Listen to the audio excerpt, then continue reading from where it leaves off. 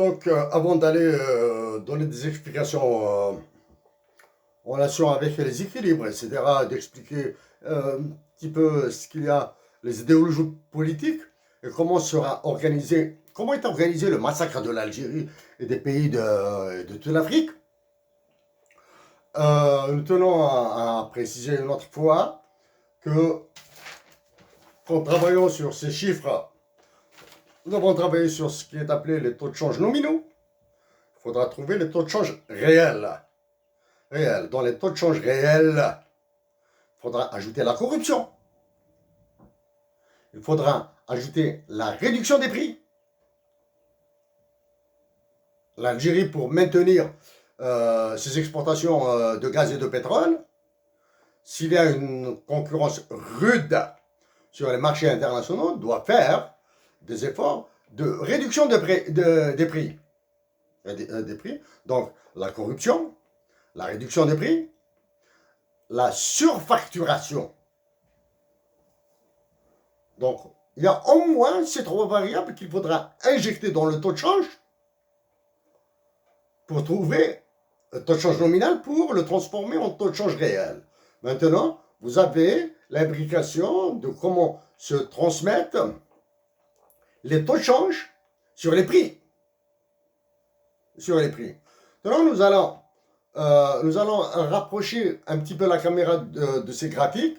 Nous allons nous mettre derrière et nous allons les commenter. Nous allons commenter et expliquer comment est organisé le retour de l'accord de Berlin de 1885, l'accord d'Aknakaré et Bâton Rouge 1928 et 1929. Bien sûr, notre message au président de la Commission de l'Union africaine sera plus global et nous allons lui rappeler aussi que le Mali et le Niger, puisque nous en avons parlé beaucoup plus du Mali, du Niger et un peu moins du Tchad, sont dominés par des organisations internationales interétatiques africaines terroristes, qui sont la CEDEAO, l'UEMOA, l'UMOA. Nous le rappelons ça. Nous allons lui rappeler ça. Et nous allons lui rappeler le silence, son absence carrément des conflits en Afrique, son absence caractérisée des forums internationaux, des forums mondiaux internationaux, et la honte de ces politiques. Donc, comme maintenant, je vais rapprocher ça le plus possible.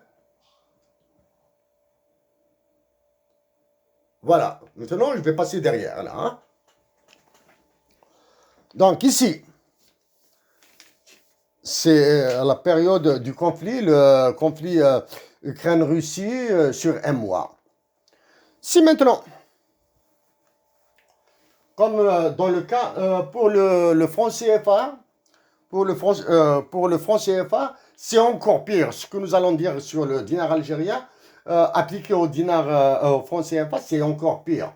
Voici le dinar algérien.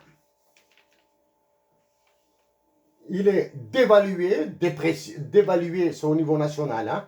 Sur les marchés internationaux, il perd de la valeur. Le franc CFA, c'est encore pire. Le franc CFA, la courbe du franc CFA, elle est à peu près ici. Elle est à peu près ici. Donc, quand on veut trouver les équilibres, dans le cas de l'Algérie, elle fait du commerce avec l'Europe, avec la Russie, armement blé, avec la Chine. Un yuan chinois, un renminbi chinois égale 21 dinars. Vaut 21 dinars, beaucoup moins que sa valeur en dollars ou en euros. C'est pour cette raison que les Algériens préfèrent importer de Chine. Donc, faites le même calcul pour la livre turque, vous allez comprendre le pourquoi du comment. Avec le dinar, la balance des paiements internationaux de l'Algérie se détériore.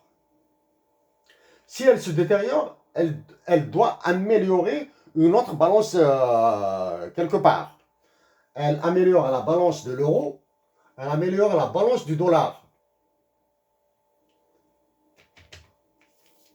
Et elle améliore la balance des pays de la zone euro qui font commerce international avec l'Algérie.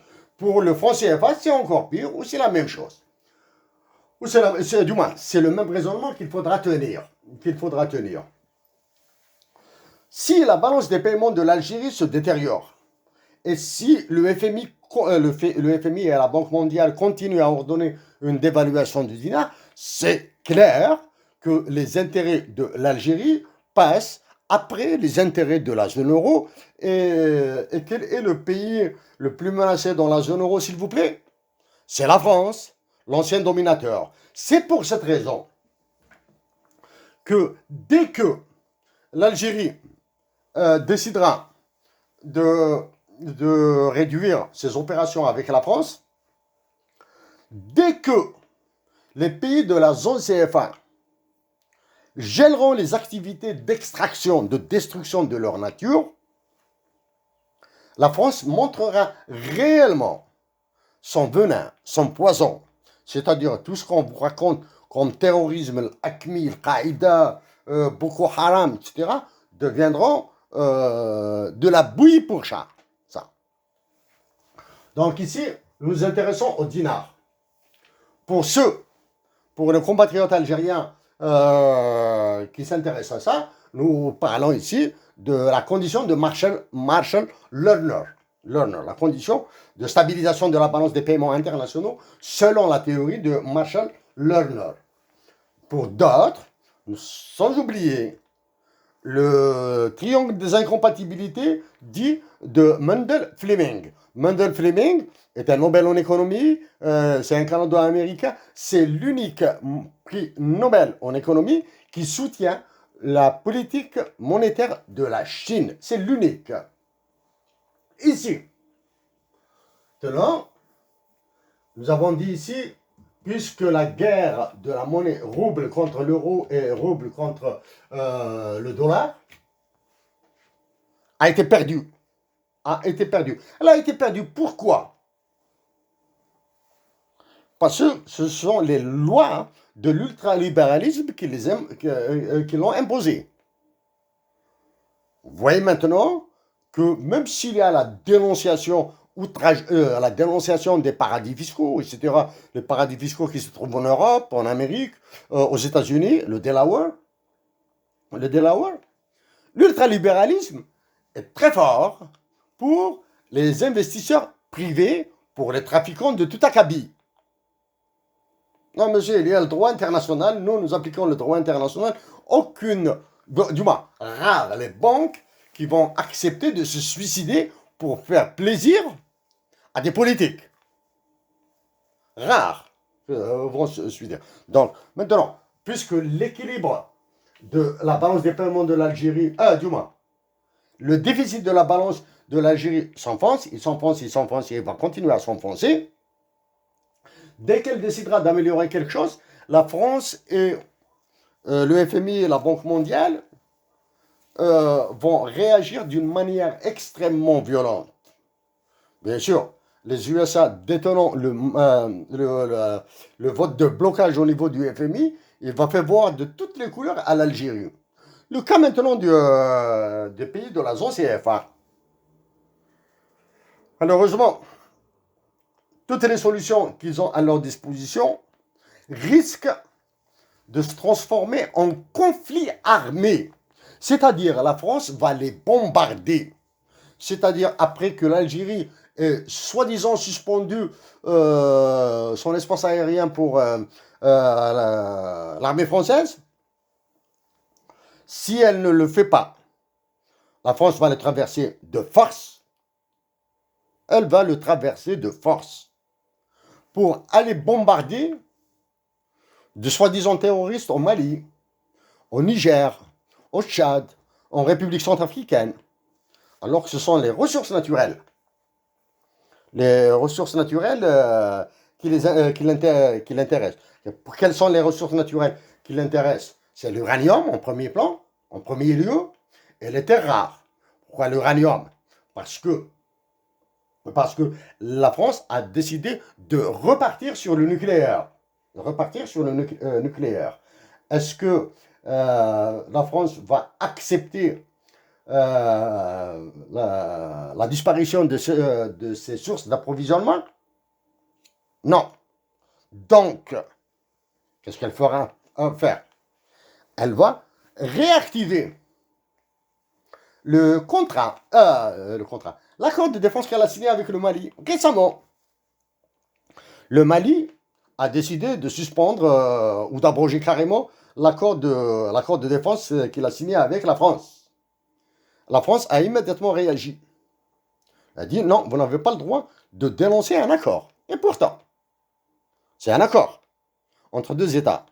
Un État décide de se retirer. En restant de cet accord de défense, rappelez-vous l'accord d'Alger dit pour la stabilisation du Mali. Il a été signé par une armada d'intervenants. Union européenne, France, États-Unis, Algérie, Mali bien sûr, etc.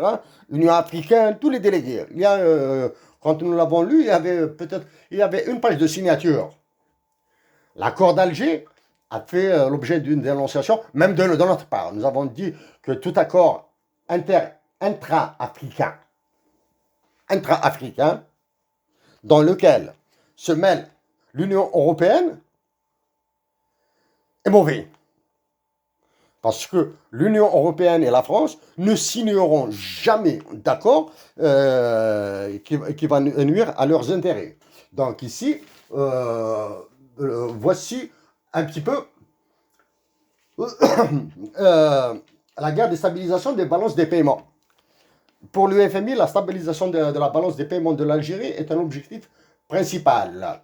Comment on les stabilise? On prive la population des gratuités des médicaments pour les soins de santé. On prive les enfants et les étudiants de livres scolaires. On prive par exemple, qui d'autre les entreprises qui importent en escadé ou bien qui importent des produits dans la composition des médicaments fabriqués en Algérie, ils vont lui trouver des bisbilles, des blocages, etc. Tout ça, ils vont oublier. Donc, et maintenant, dans la mouture de la loi sur les investissements, vous allez trouver, à coup sûr,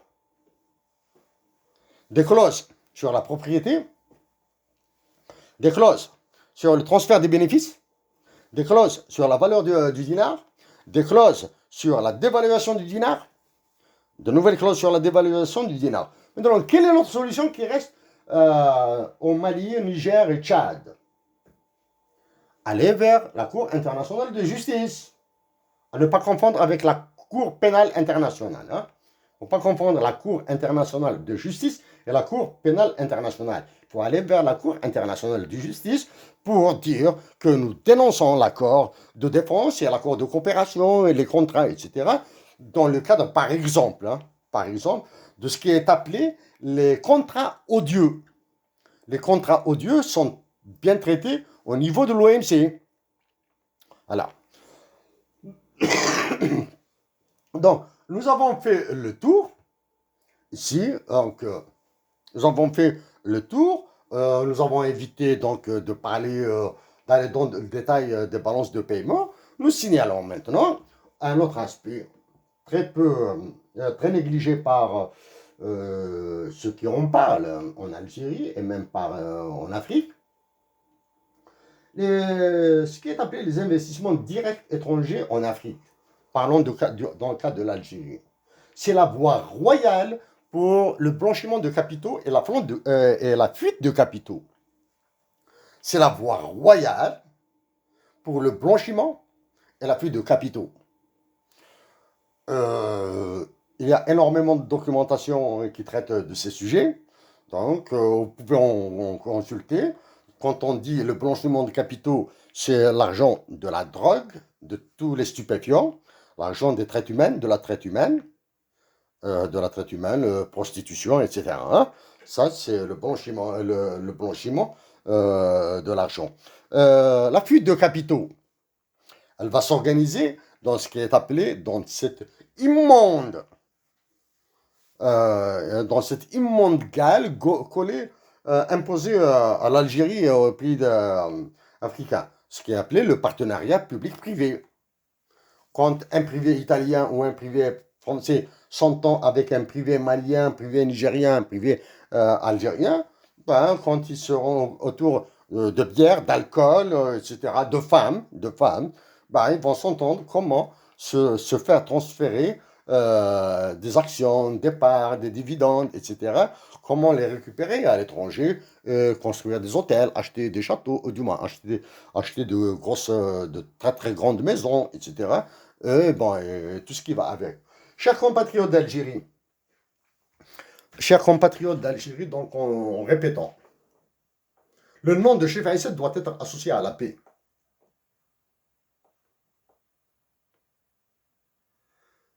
Demeurer solidaire avec les détenus. Mais ils sont instrumentalisés.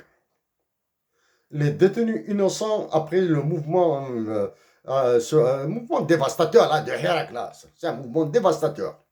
Ils sont innocents, ils vont continuer à être au centre des discussions. Comprenons la douleur, nous la partageons, nous avons exprimé notre solidarité et notre tristesse. Pour ça, les magistrats, le syndicat national de la magistrature, le syndicat et le patronat de l'Algérie sont redevables envers toutes les mamans, les pères, les épouses, les enfants, les maris, parce qu'il y a des femmes qui sont en prison, leurs copains, leurs amoureux là, ils souffrent, ils sont redevables. La honte doit vous couvrir maintenant. Elle vous a couvert, elle vous couvre plutôt. La honte vous couvre. Mettez un terme. Chers compatriotes d'Algérie, même si toutes les conditions sont difficiles, nous continuerons à aimer notre patrie. Je réveille cette amitié, respect et salutations pour vous tous.